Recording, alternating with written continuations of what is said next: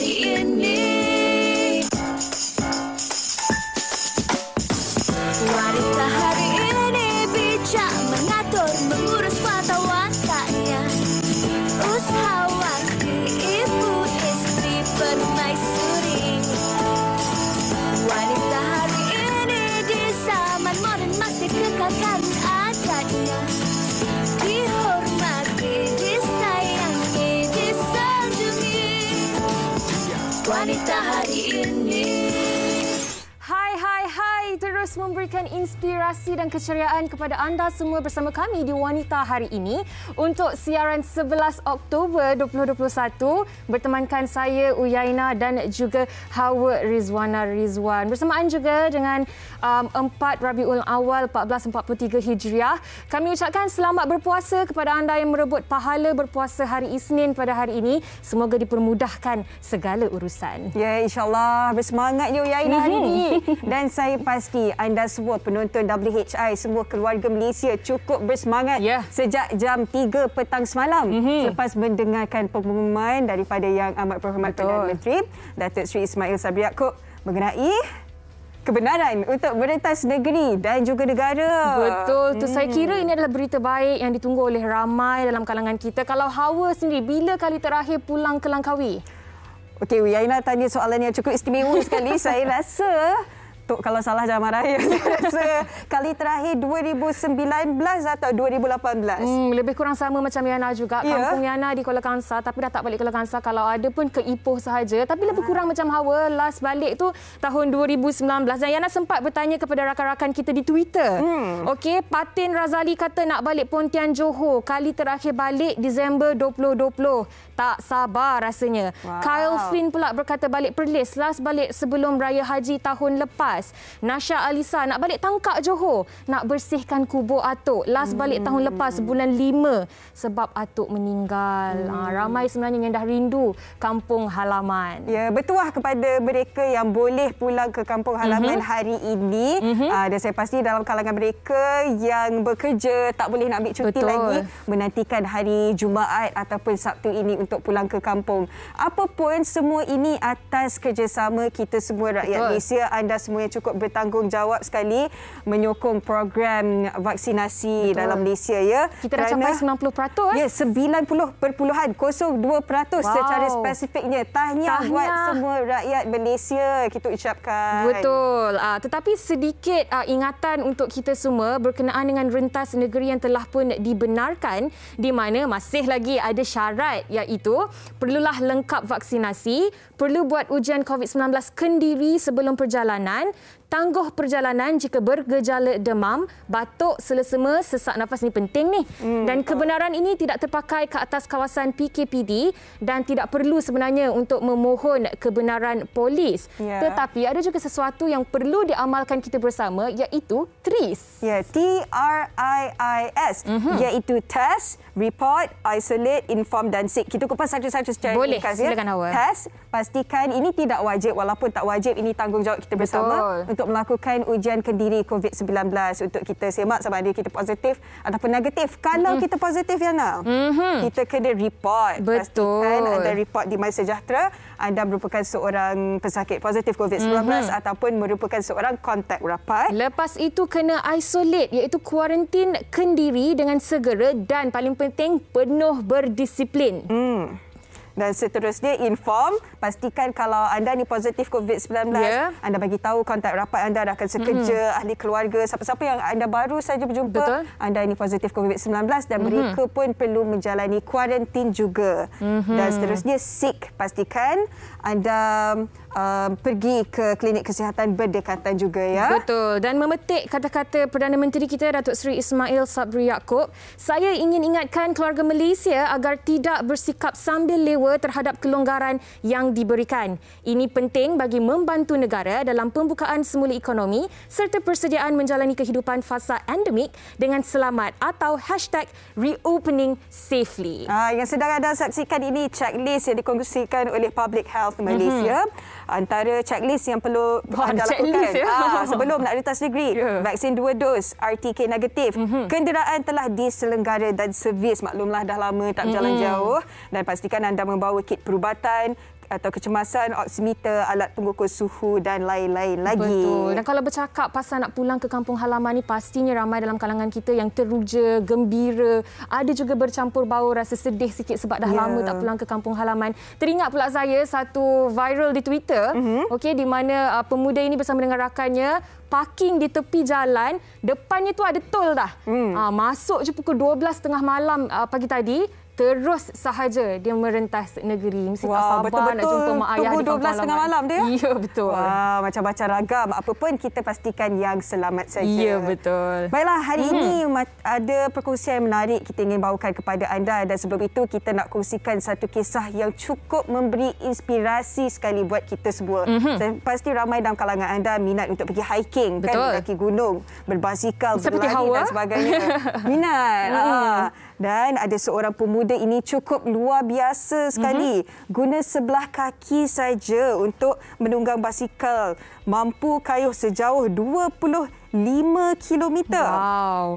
Nama beliau ialah Muhammad Nur Alif Muhammad Tarmizam. Betul. Katanya kekurangan dari segi fizikal bukan bermakna dia tidak boleh melakukan aktiviti seperti insan normal. Betul. Dan jejaka ini berusia 24 tahun, kehilangan kaki kirinya akibat kemalangan yang dialaminya ketika menunggang motosikal pada tahun 2014. Dan memetik kata-katanya, dia kata, kalau saya sedih, pasti mak ayah saya lagi sedih. Dan kalau saya sedih sekalipun, kaki saya bukannya boleh tumbuh balik. Saya kira inilah salah satu kisah inspirasi yang boleh dijadikan pembakar semangat untuk kita semua. Tak kiralah apa sahaja dugaan yang menimpa kita, pastinya kita sekiranya kita cekal dan kita teruskan menjalani kehidupan ini dengan penuh bersemangat, ianya pasti akan menjadi okey untuk kita semua. Ya, betul tu. Dan kita ni manusia kan, ada hari kita rasa sedih, ada hari kita rasa putus asa. Kita boleh layan seketika perasaan itu, tapi kita cari apa motivasi yang boleh kita buat bangkit kembali. Betul tu. Okey, itu berkenaan dengan Alif Tarmizam. Kisah inspirasi ini. Ada satu lagi kisah yang mana menjadi viral dan menggegarkan di seluruh Malaysia apabila seorang pengantin wanita yang berusia 60 tahun sudah pun menjalani makeover dan kelihatan seperti Hawa Rizwana, 20 tahun je. Masya Allah. Jom kita saksikan video ini. Sebagai raja sehari direnggis-renggis dipiles, ditepungilah tawar, hai beras kunyit ditabur, disiram si air. Ini orang panggil tangan majis yang mampu mentransformasikan wanita berusia 60 tahun. Dalam artikel ditulis 30 tahun tapi saya tengok macam 20-an. Betul, cantik kan? Dan bersama sudah kita pun terhubung di talian sekarang ini kita bersama dengan Irmah Tahir yang merupakan juru solek. Assalamualaikum. Assalamualaikum. Puan Irmah, apa khabar? Sangat sihat, sihat. Hawa, ingatkan pengantinnya pun dah cantik. Ini juru soleknya pun tak kurang hebat cantiknya. Banyak rahsia kita nak tahu ni, Betul. Puan Irma. Puan Irma, biasanya kalau make-up ni kan ada konsep-konsepnya, ada nama-nama make-upnya. Kalau tema ataupun make-up yang dikenakan kepada pengantin yang tular itu apa? Oh, make-up yang dikenakan pada pengantin tu adalah make-up bertemakan natural. Okey. Tetapi kita lebihkan bold kepada shadow-nya. Okey, untuk kita nampakkan tak terlalu heavy. Baru kita dapatkan tak terlalu berusia muka. Okey. Kalau Irma boleh kongsikan juga kan, biasanya kalau nak make up wanita yang lebih muda tu mungkinlah lebih senang. Tetapi mungkin ada tips juga yang nak dikongsikan bersama dengan seluruh wanita yang sedang menonton sekarang ini. Sekiranya mereka sudah pun berusia tetapi nak memastikan make up tu masih lagi cantik dan dapat memberi kesan sama seperti pengantin yang berusia 60 tahun hari tu. Mungkin Irma boleh kongsikan. Okey, tips saya yang pertama, sebelum make-up tu kita perlu prep skin terlebih dahulu dengan moisturizer, serum, sunscreen, primer, kemudian barulah kita start make-up. Okey, dan sebelum tu yang paling penting, skin kita kena jaga dulu. Bila you punya skin sihat, insya-Allah hasil make-up akan bertambah manis, bertambah berseri-seri. Betul tu. Kalau kulit kita cantik ni, bila dah make up tu lagilah bertambah cantik. Pengantin itu, siapa namanya Puan? Nama pengantin yang tular tu? Ya. Nama pengantin yang tular tu, yang Puan make up tu? Nama pengantin tu Miss Lia. Okey. Beliau ada kongsikan tak apa tips penjagaan kulit beliau? Dia ada kongsikan, dia ada bagi tahu saya masa saya make up tu, saya ada berbual dengan beliau dan beliau mengatakan ada tips je. Sebelum bangun tidur, sebelum gosok gigi, kita kena minum air kosong yang banyak. Untuk keep awet muda. Wow. Sebab pengantin semua dah cantik. Cuma saya nak takat sikit. Okey. Tips kita kena praktikkan hawa supaya kita kelihatan awet muda. 20-an nampak macam 18 tahun. Itu yang kita nak. Okey, tapi Irma, adakah ini kali pertama Irma make up wanita yang lebih berusia ataupun sebenarnya memang dah biasa? Mungkin boleh kongsikan. Okey, sebelum ni saya pernah make upkan yang berusia 50 tahun, 40 lebih tahun, 45. Tapi yang 60 tahun ni adalah kali pertama saya. Wow. Dan kemudian video tu terus tular Puan Irma. Apa perasaan atau reaksi Puan Irma ketika itu? Masa tu saya tak sangka. Masa saya saja je saya nak upload dekat sosial TikTok. Kemudian dia jadi tular ke seluruh Malaysia. Saya pun tak sangka. Then memang masa tu memang sangat amat terkejut. Wah, tapi pastinya kan Puan Irma lepas dah tular tu lagi bersemangat dan berkobar-kobar nak menjalankan tugas sebagai jurusolek. Mesti WhatsApp pun dah penuh ni orang nak tempah untuk make up pengantin. Okey, Puan Irma, terima kasih banyak-banyak atas perkongsian sebentar tadi. Selamat maju jaya kami ucapkan kepada Puan Irma. Nanti kalau ada jodoh, insya-Allah saya dan Hawa mungkin dapat berjumpa dengan Puan Irma juga untuk dapatkan hikmat sebagai jurusolek itu tadi. Terima kasih Puan Irma ya. Assalamualaikum. Boleh. Irina, kalau beli barang makeup ataupun penjagaan kulit berkira-kira tak? Saya kan sebenarnya ada beberapa perkara yang saya tidak berkira. Contohnya macam yang Hawa katakan tadi, barangan solek, penjagaan kulit, makanan. Tetapi kalau lagi tak berkira tu kalau kita nak belikan untuk orang lain. Sebab saya jenis yang lebih gembira kalau kita beri barang itu dan orang tu gembira, orang tu lebih menghargai pemberian kita. Bagusnya. Kerana ada dalam kalangan mereka apabila nak berbelanja lebih berjimat dan kadang-kadang saya ni berjimat ke kedekut?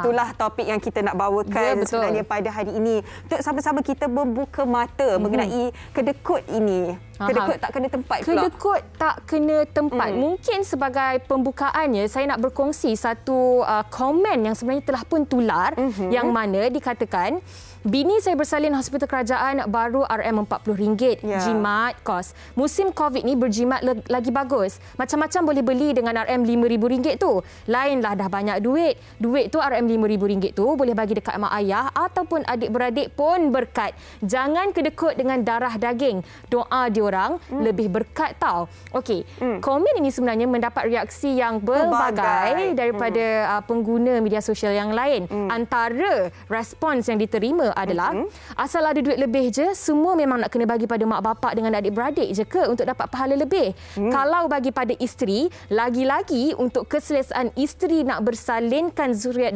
sendiri, tak dapat pahala ke? Kira membazir ke? Macam tu. Panas pula dengan spesies seperti ini. Ini antara mixed response ataupun reaksi yang berbeza yang diterima oleh pengguna media sosial. Kalau anda pula bagaimana? Apa kata anda? Bagaimana yang dikatakan dengan kedekut tidak bertempat ni? Ayuh, mari kongsikan pendapat anda di laman Facebook Wanita Hari Ini TV3 dan tinggalkannya di ruangan komen di bawah. Ya, kedekut tak kena tempat itu kita akan bicarakan selepas ini di WHI. Wanita Hari Ini.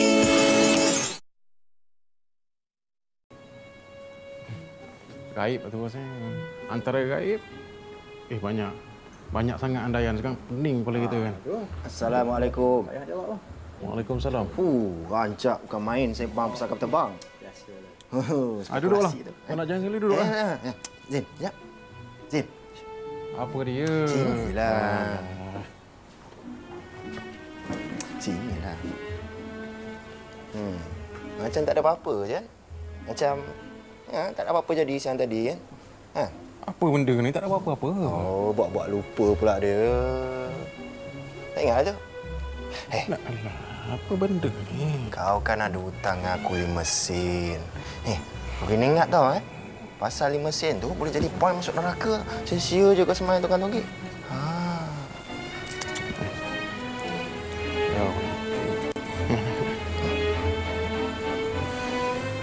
Nanti kejap.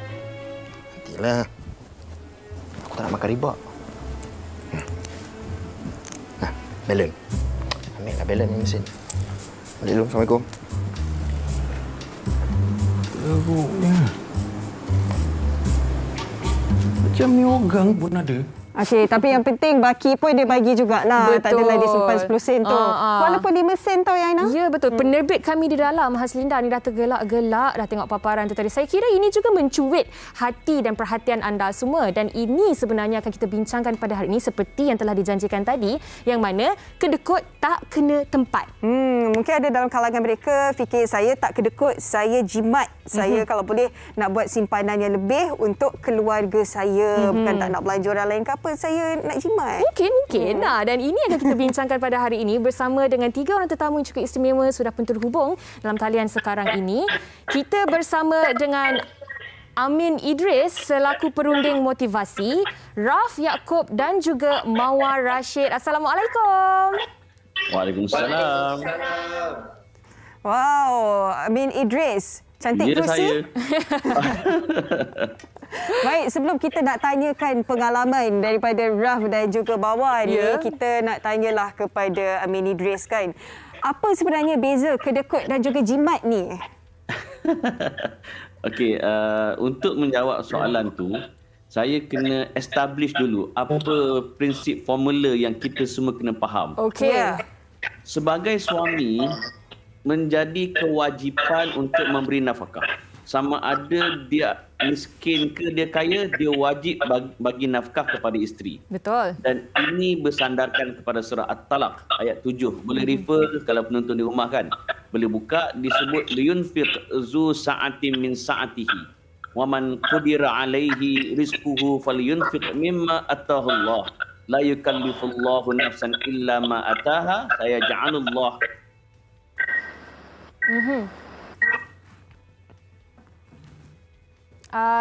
Cik Amin mungkin boleh unmute sekejap, kita tak boleh dengar. Okey. Tiba-tiba dia menghilang pula. Ini sabotaj isteri ke? Teruskan Cik Amin. Maksudnya dalam ayat ni, hendaklah mereka yang Tuhan bagi rezeki memberi nafkah menurut kemampuannya. Dan orang yang terbatas rezekinya, maknanya rezeki dia tak banyak juga, tak banyaklah sangat. Tuhan sebut apa? Hendaklah juga memberi nafkah dan harta yang diberikan oleh Allah kepada keluarganya.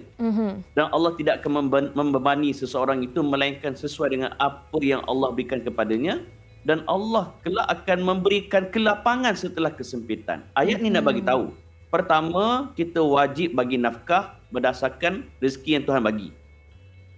Rezeki kita tak banyak, kita tetap wajib kena bagi rezeki pada kadar kemampuan. Dan ayat ni juga nak sebut, apabila kita memberi nafkah kepada ahli keluarga, terutama isteri kita, maka Allah akan meluaskan lagi rezeki kita. Nak sebut, bila kita belanja pada isteri, bukan duit makin banyak, tapi bukan duit makin sikit, tapi Tuhan murahkan lagi rezeki. So itu prinsip asas. Soal kedekut ataupun jimat, dia gini.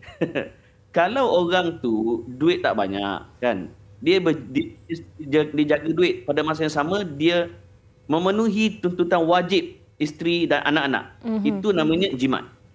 Yang kedua ni ialah duit dah lah tak banyak, tapi belanja member boleh, beli rokok tak apa, lepas tu main game pula dia boleh beli macam-macam benda online. Alamak. Kan? Kita boleh modify.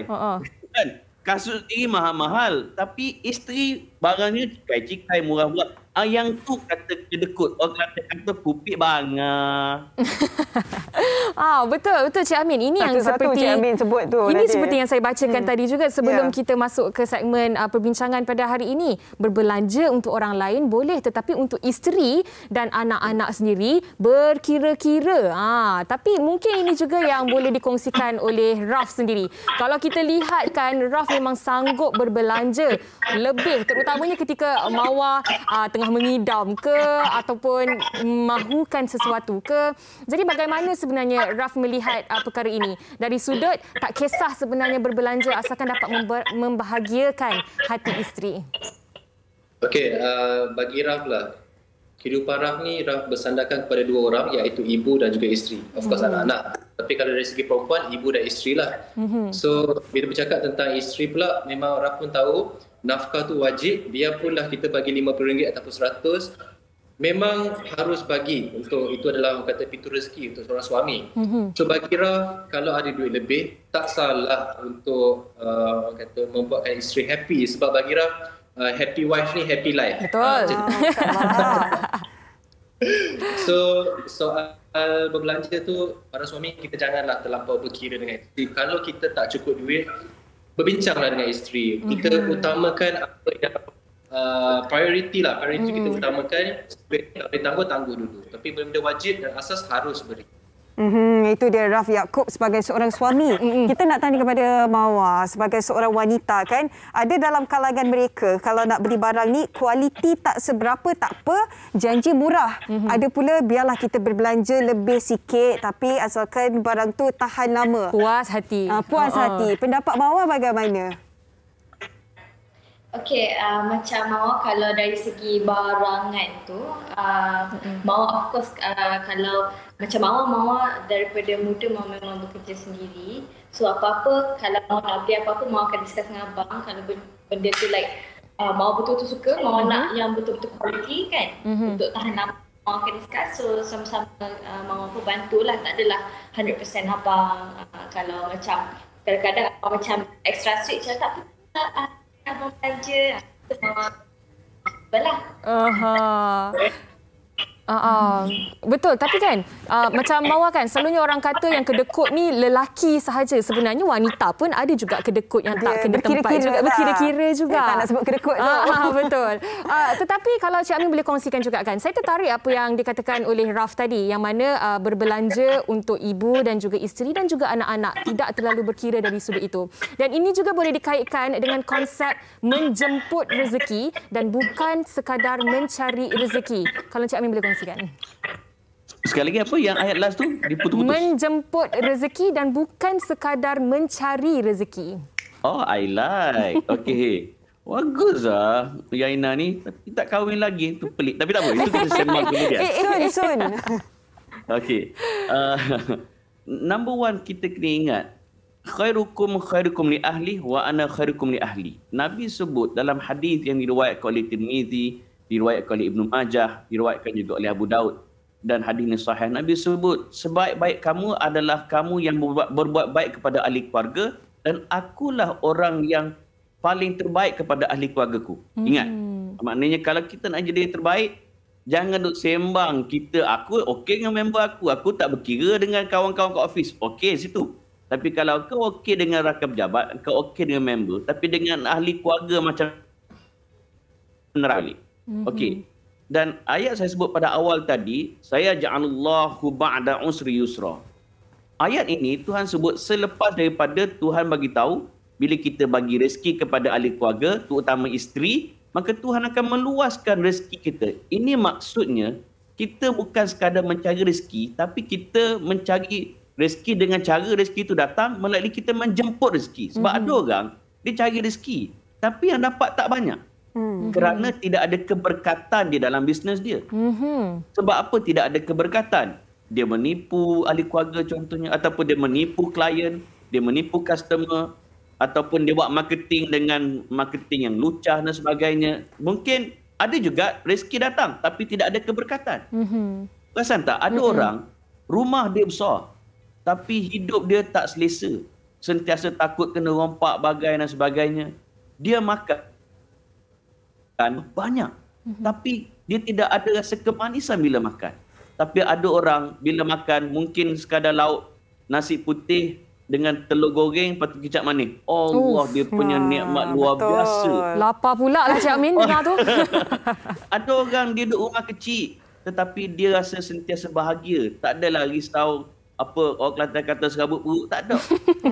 Kerana apa? Keberkatan dalam rezeki. Dan apalah kiranya kalau kita duit banyak dan duit kita ada berkat, hidup kita tenang. Salah satu caranya ialah kita berbelanja dengan membantu, dengan kita memudahkan, dengan kita membahagiakan pasangan kita. Betul. Pak kata Raf tadi, happy wife, happy life.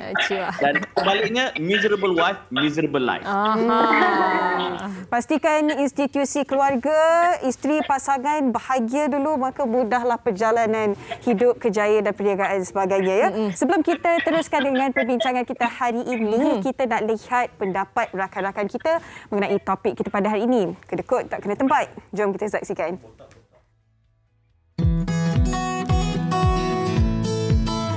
Bagi saya, tak wajarlah kalau seseorang itu bersikap kedekut terhadap mak ayah dan juga adik-beradik. Lebih-lebih lagi, jangan bersikap kedekut terhadap diri sendiri. Kerana kalau sesuatu benda itu di dalam kemampuan kita dan kita mampu beli, tak jadi masalah untuk kita dapatkan. Sekali-sekala, belilah, treatlah diri sendiri. Jangan kedekut. Pada pendapat saya, orang yang kedekut tak kena tempat ni adalah orang yang tidak menghargai diri sendiri. Terutamanya apabila dia berkira-kira untuk membeli keperluan sendiri. Baru-baru ini itulah mengenai kejadian kedekut tak kena tempat pada isteri. Dan bagi pandangan saya, benda itu tak sepatutnya terjadi kerana sepatutnya suami perlu membezakan antara berjimat cermat dan juga kedekut. Kalau benda itu mampu diberi, kenapa tidak diberikan kepada isteri? Saya rasa sepatutnya seseorang suami itu perlu tahu tanggungjawab ke atas isteri dan anak-anak. Dan dia juga perlu tahu perbezaan antara berjimat cermat dan berlaku kedekut. Okey, itu dia kata sedikit sebanyak orang ramai tentang topik kita pada hari ini dan saya tertarik apa yang dikatakan oleh responden kita Nia Rafi'i yang berkata paling penting jangan kedekut dengan diri sendiri. Biasanya macam yang tadi Hawa tanya Yana, kalau untuk diri Yana memang suka spend, terutamanya untuk penjagaan diri, kulit ke rambut ke suplemen ke self reward dan sebagainya. Adakah ini juga yang dilakukan oleh Mawar Rashid? Maklumlah sebagai seorang selebriti, ibu, usahawan. Jadi ada tak orang kata allocation yang diberikan, peruntukan untuk diri sendiri? Macam bagi Mawar, untuk diri kita sendiri, of course lah kita kena sentiasa hargai diri sendiri. Sebab kata kalau macam dekat social media, mau selalu remind mau punya followers untuk always love yourself. Kita cintai diri kita, barulah kita boleh cintai orang di sekeliling kita. So that's why macam penjagaan diri sendiri, kita kena cantik-cantik, especially ada suami kan.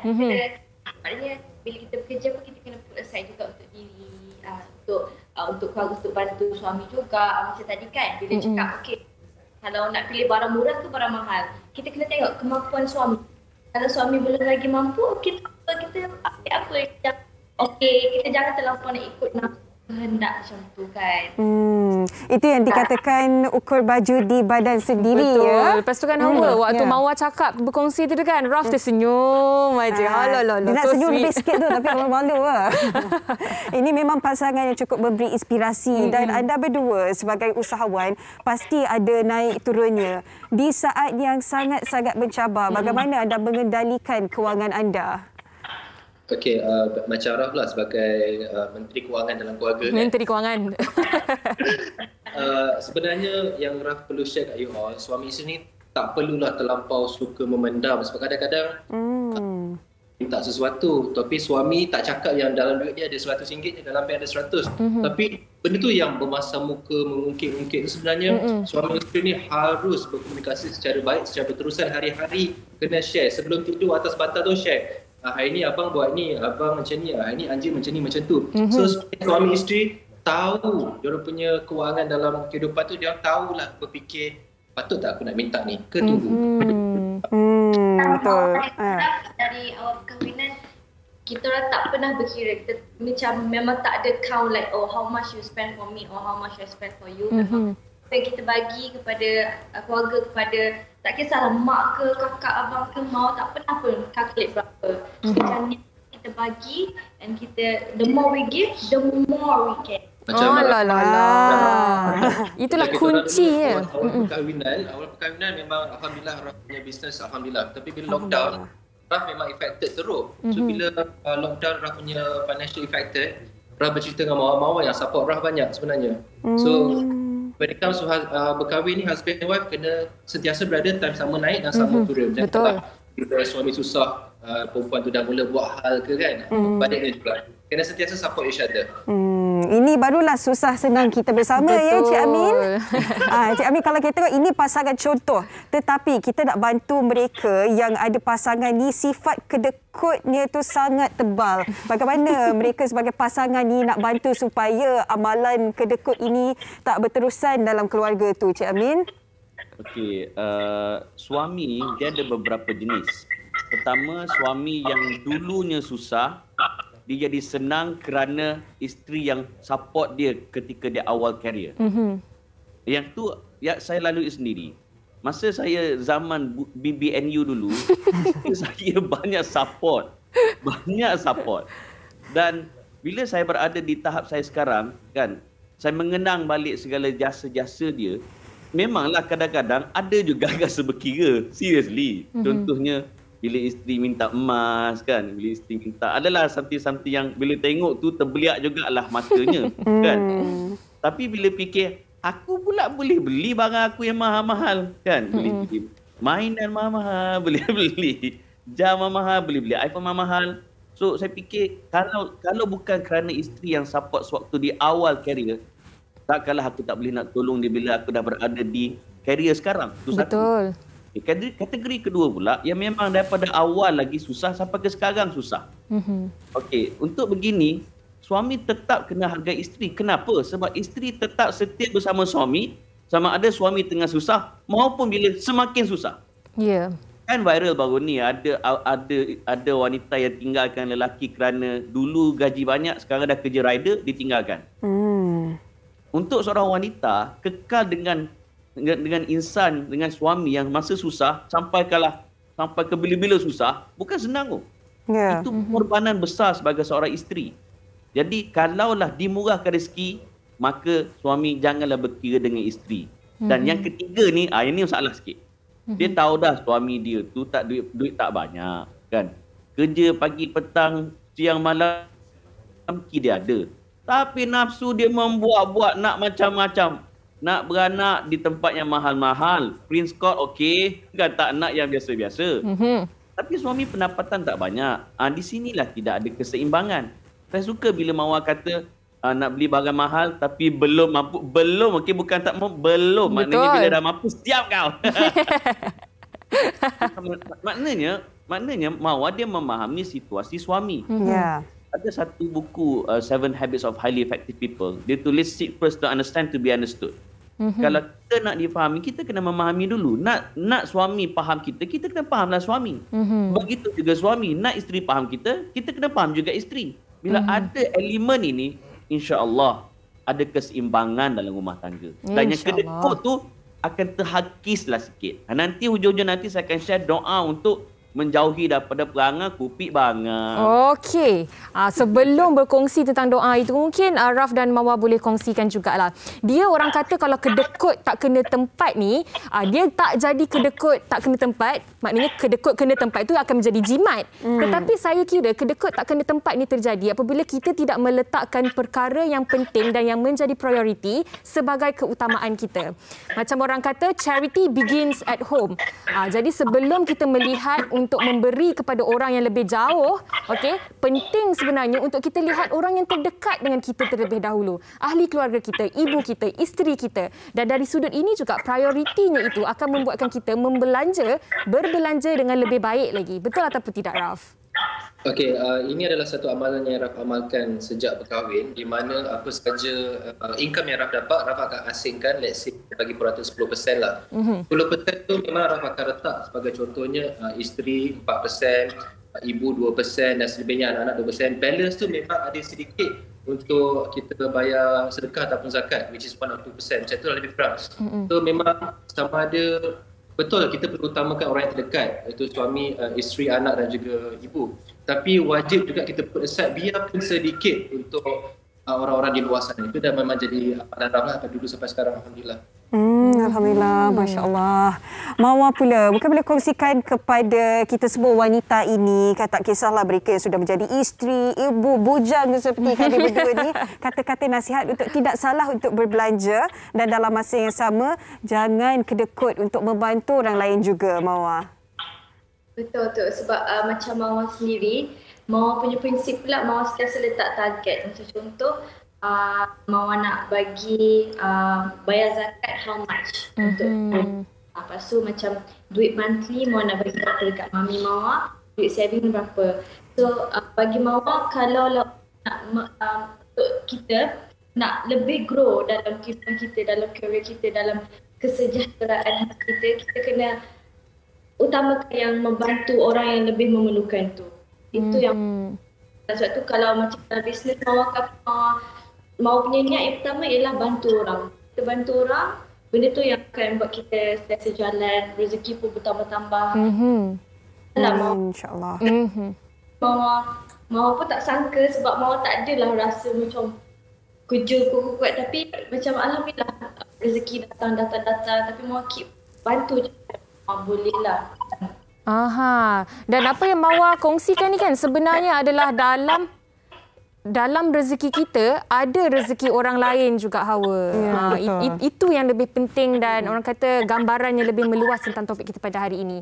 Dan sebagai penutupnya kan di hujung perbincangan kita ni, Encik Amin mungkin ada sesuatu yang nak diberikan, mungkin tips, mungkin panduan dan juga doa tadi yang ini kongsikan berkenaan dengan topik kita, kedekut tak kena tempat ni.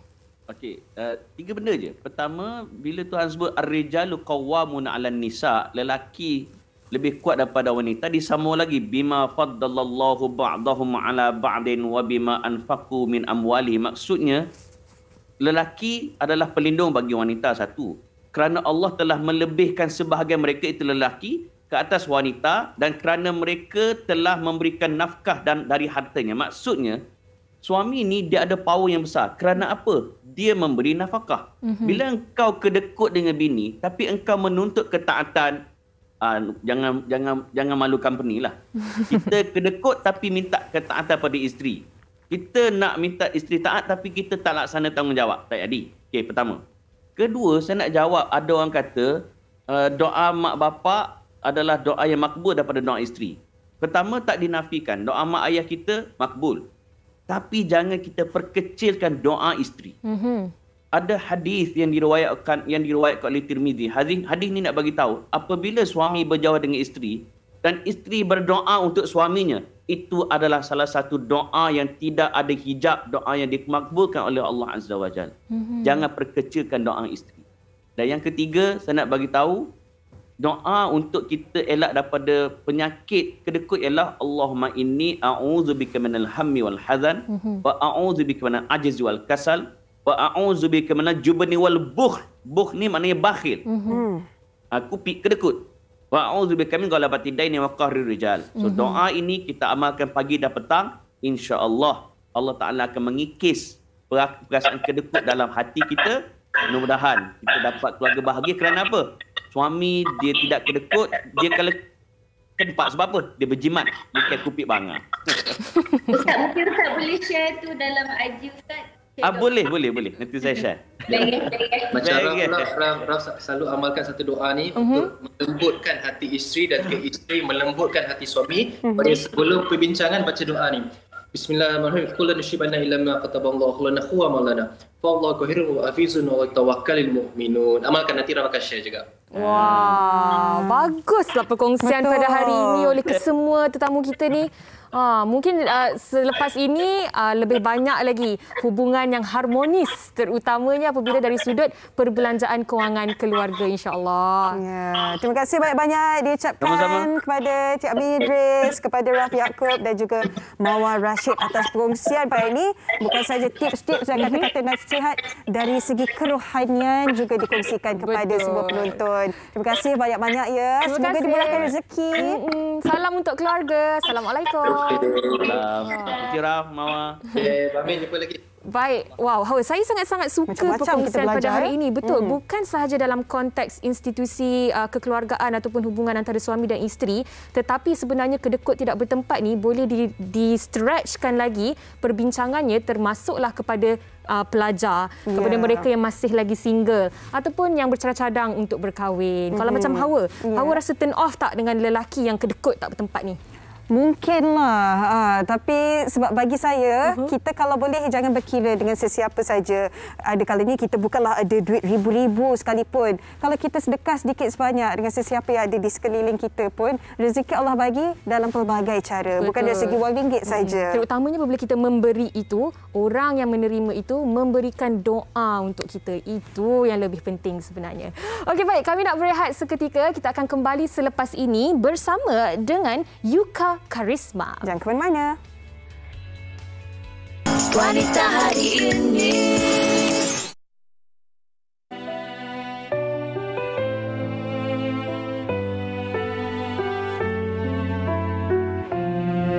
Dirimu anugerah terindah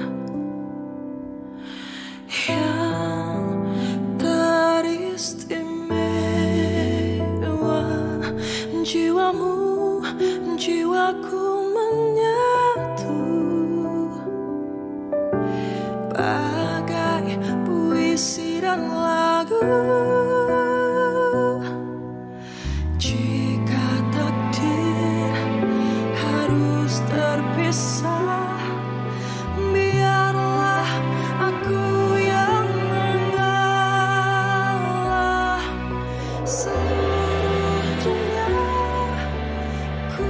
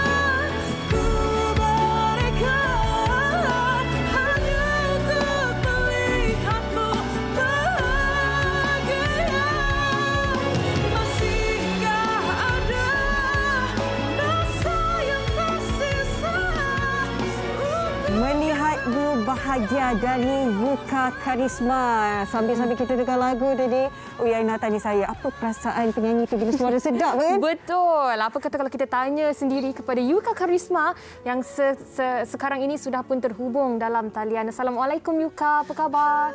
Waalaikumsalam. Alhamdulillah baik. Okey, pertama sekali kami nak ucapkan tahniah atas pelancaran lagu terbaru ni, Melihatmu Bahagia.